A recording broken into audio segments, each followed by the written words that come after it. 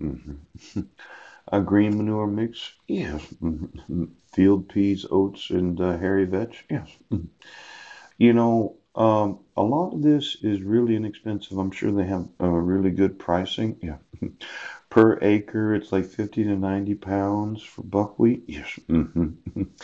And, human waste could be very important. Now they have what's known as biomass. Yes. Yes, yes. Does anybody know about how human nutrient could be lawfully used to cause some sort of forage crops? Okay. What would you think if I spread human manure on a pasture?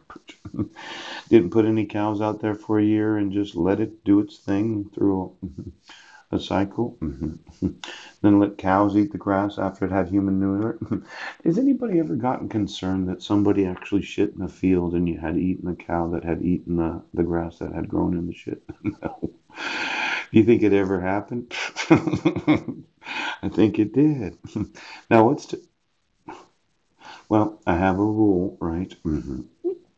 Human beings do not digest what a plant hasn't digested or another animal. We don't eat animals that have been fed the remains of animals. We eat animals that have. Now, this was really interesting. Yes, it was. They got all kinds of different types of farming implements. Yes, look at this. Look at this right here. Johnny's Broad Forks, best quality value lifetime guarantee. Specifically designed for tougher, compact soils and deep aeration. Yes, look at that. $189. It's a good deal. Okay, 5 times, 7 times, $219. What if I put that on a machine and I was to poke it into the ground 10.5 inches deep, approximately 60 to 80 times a minute? Son of a gun.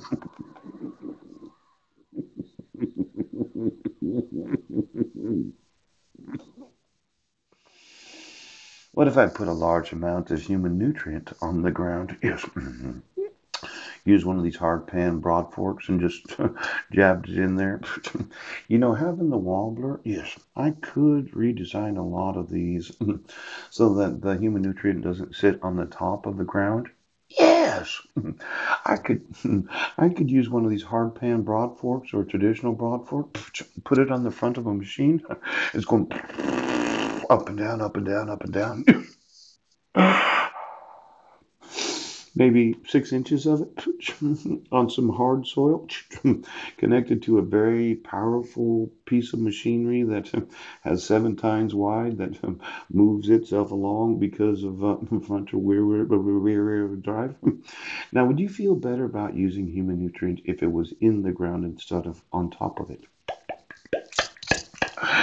Because when I think about the amount of pasture, yes, the amount of land, the really bad land that nobody wants, bad land, bad.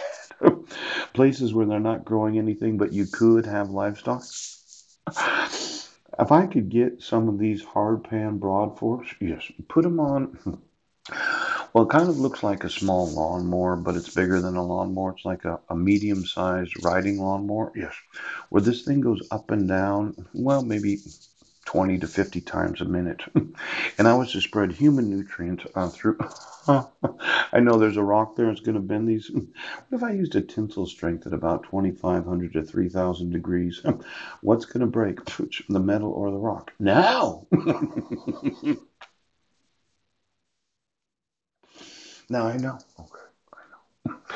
The thought is that if I used my metal, which are made from my smelter, made from junk cars and scrap metal, which at these very high temperatures, and these teeth that are on this hard pan were on a large riding lawnmower that that had the wobbler as an engine. Yes, and it was going up and down. And I was to spread 6 to 12 inches worth of human nutrient on very hard pan. Is there any possibility it would soften the ground?